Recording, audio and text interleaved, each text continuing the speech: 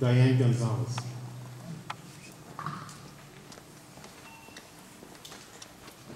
Just before you speak, are you a resident of the East Ramapo School District? No, I teach it. Okay. Good evening, everyone. First, let me say that I'm here as a teacher from Chestnut Ridge Middle School. I've been in East Ramapo teaching for 21 years, and I've been in that building for 19 of those years. And the reason I'm speaking tonight is because I know that you have a decision to make, and unfortunately, you're making a decision based on your set of lenses, and you look through those lenses from a different perspective than I do, so I want you to hear a teacher's perspective on the superintendent's recommendation as to what may happen tonight or in the future. As a teacher in my class, when I teach for 42 minutes, my students come in, they are my sole priority to do the best job I can. And when you take students from the 6th grade and you move them up, and don't hear me incorrectly because I am not opposed to having 6th grade come up to the middle school, but I am opposed to having the 6th grade come up to the middle school and creating a sardine can situation. If I teach, when I teach and I stop teaching, my kids leave and I prepare for my next class. And when I'm finished and the next class comes in, they get my sole attention. If you start displacing 10 classes, and those classes now bump out some of our other classes, they now have to share rooms. I was at a meeting in an evening with Dr. Oustacher, listened to some of my comments. None of you were there, other than Dr. O and a few other people. That's why I'm speaking again tonight. And I was told after mentioning some of these things, yes, it's true, teachers will have to share classrooms. But from my lens, I'm not sure you understand what it means to share.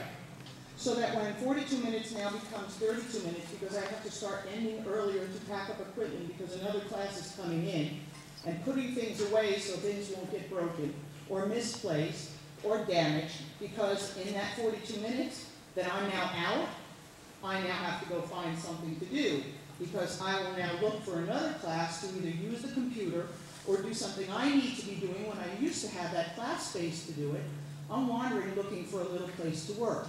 Then when the bell rings, I come back in and I try to reset up what somebody else is now tearing down, and my 42 minutes basically comes 32 minutes, and now I've lost, or the students have lost, 1/4 of teaching time. And I thought we were about quality of education. I also wanted to tell you that since the walls are science, and now another person comes in, they want to use the room to make it look like a math room or an English room, and they can't really share the space, or if it gets destroyed, I take my stuff down, and now I'm looking at 4 white walls, and that's the way my class looks because of damaged equipment. And please don't say it won't happen, because I used to share a class, and everything got destroyed in another situation where, unfortunately, some kids don't always do the right thing. And it is a problem. I'm not just talking. I wanted to try and give you a perspective from your situation, if I could have 30 seconds more. For a superintendent to start his day, bing, bell rings, superintendent, you have to move out of your class, you now have to go to personnel. And you have to do your work from personnel's office, and even though your files are over there, you've got to make do. And by the way, you have no computer. And you now, when the bell rings, move to another room, and it now becomes not art on a card and music on a card, it's English, math, social studies, and science on a card.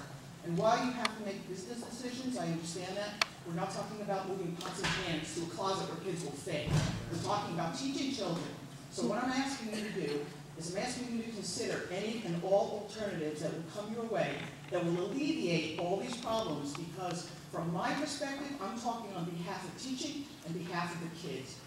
And if you're sitting behind there as Mike at a desk, thinking from a business perspective, you may not be getting what's really going on in the classroom. So I want you to consider all alternatives that come your way to alleviate this problem. Not to mention more kids in the school, more tension, more violence, more everything. We've worked very hard to create safe schools in our school, and I wanted to say it that way. Thank you.